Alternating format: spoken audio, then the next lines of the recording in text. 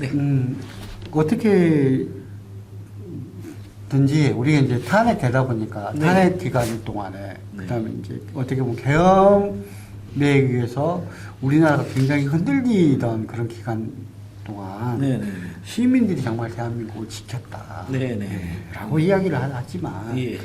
그것과는 별개로 성장 동력은 많이 이렇게 떨어진 상태 아니겠습니까? 지금 뭐 단기적으로 지금 이게 이제 계엄 기간이 불과 이제 3, 4개월 됐죠. 네. 4개월 정도 됐는데 경제의 시그널이 네. 급속도로 안 좋아지고 네네네. 소상공인들의 폐업 수 네. 엄청나게 늘어나고 네. 막 이랬는데 또 장기적으로 봐도 네. 지금 이게 이 놈의 정권이 뭘 하지도 않고 해놓은 것도 없고 해놓은 것도 없고 퍼주기 하고. 네. 퍼주기로 다 퍼져버렸고 네. 그러다 보니까 뭐냐면 지금 국관을 봐봐야 되는데 국관이 지금 거의 텅텅 비어있는 상태나 다름없고 오죽하면 그 이야기가 있더라고요. 네. 법인세 작년에 1등이 어디인지 아십니까? 어디? 삼성이라든지 SK 예, 하이닉스가 예. 아니래요. 그러면 어디입니까?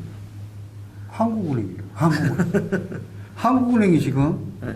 작년에 법인세를 갖다 제일 많이 낸 기업으로 이렇게 올라와 있습니다. 그런 정도로 어떻게 했다?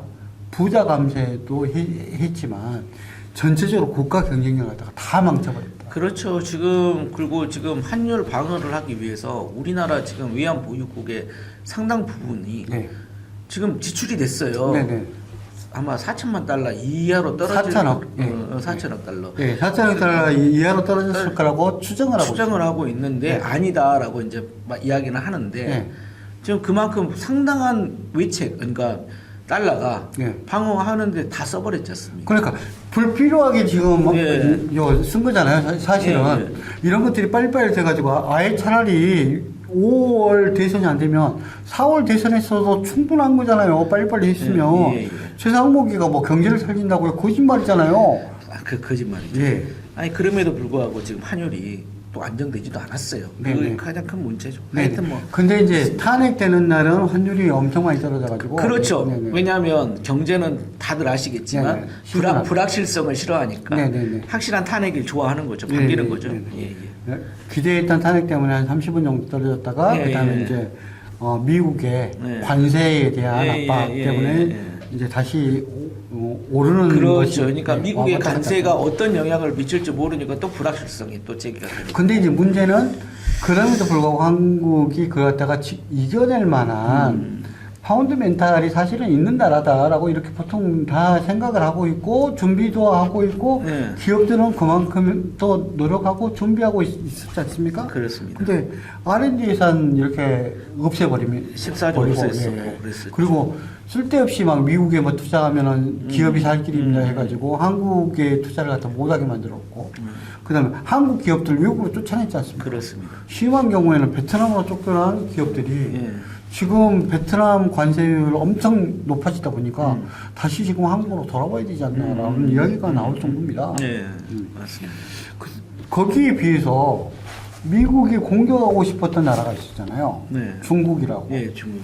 근데 중국 기업들 사실은 이렇게 이제 우리가 이제 변건 마술이라고 알잖아요. 변건 마술 얼굴을 딱 바꿨어요. 국적을 바꿔버려요. 네.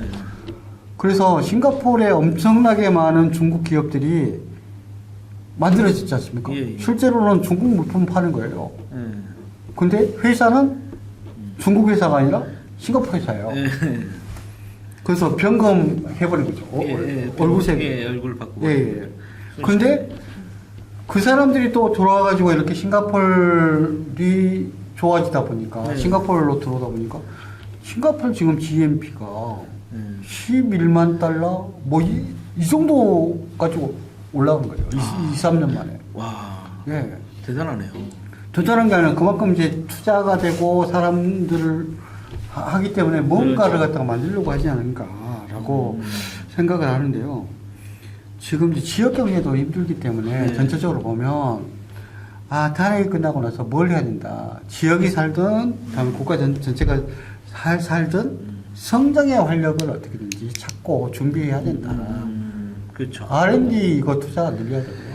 그다음에 의료라든지 이런 BT도 좀 발전시켜야 되고 그렇죠. IT도 지금 에너지 문제 심각하기 때문에 신재생 에너지도 활성화시킬 수 있는 아마 기술을 이제 되고. 이번 6월 3일 날 이제 탄생할 정부는 진짜 눈코 뜰 새가 없게 생겼습니다. 아니 눈 다 뜨고 있어도 됩니다. 그래요? 핵심만 잡으면 되죠. 네. 신성장 동력을 갖다가 만들기 위해서는 어떻게 된다.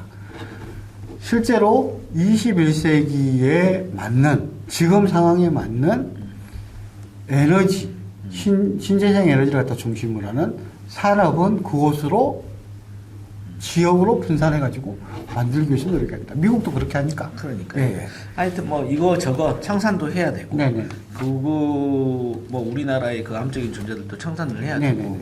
그다음에 이제 경제 성장 동력도 만들어야 네. 되고. 그리고 이제 BT, CT도 네, 엄청 네, 힘들거든요. 뭐 케미칼도 뭐 중국 업체한테 지금 밀려가지고 네.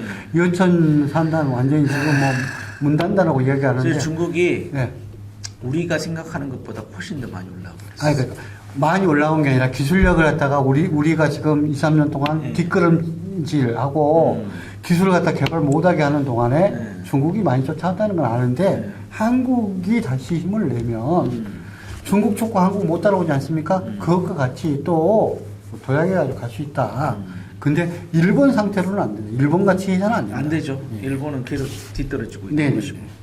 좀 봐봐야죠 뭐. 그래서 그렇게 해야만 지역 소멸 문제도 같이 해결되지 않는가. 네네. 성장의 동력을 찾아야만 지역도 사는 것이지. 지금 중심으로 해가지고 강남권 살리고 그다음에 뭐 요 경기도 중심으로 살려가지고 국진당이 또 거기에서 우리가 이렇게 살렸습니다. 뻥치는 걸로 해가지고는 저는 대한민국이 이번에 살지 이제 않을까. 민주당 정권이 들어서면 이제 지역 균형 개발 한번 쭉 봐보시라. 네, 제가 그 이야기만 하고 싶은데 더 이상 뭐 말을 하기도 싫고. 네네. 예, 그런 걸 한번 봐야 된다. 그렇게 하기 위해서는 좀 지역에 있는 호남권에 있어서 민주당 권력 네. 지역, 그 다음에 이제 정치인들은 조금 많은 부분 물갈이가 되지 않는가라는 생각도 듭니다. 네. 네.